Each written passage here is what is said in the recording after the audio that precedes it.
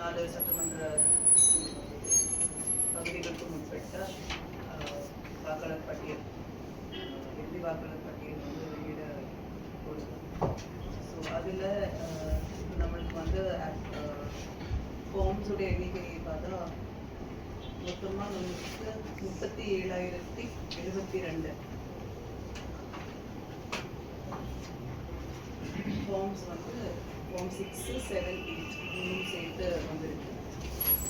இது 29/19, 28/11 வரைக்கும் பெறப்பெற்ற இல்லை தவறாக பதிவு செஞ்சதை வந்து மறுபடியும் பதிவு செஞ்சு அதுவே வந்து எக்ஸப்டன்ஸ்க்கு கொண்டு போயிருக்கோம். ஸோ அப்படி பார்த்தா கிட்டத்தட்ட 90%, 98% 711 ஃபார்ம்ஸ் தான் சுத்தமாக.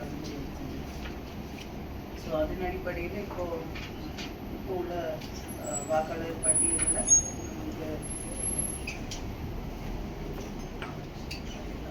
பெண் வாக்காளர்கள் 6,19,683, டிரான்ஸ்ஜெண்டர் 3ஆம் பாலின வாக்காளர்கள் 69.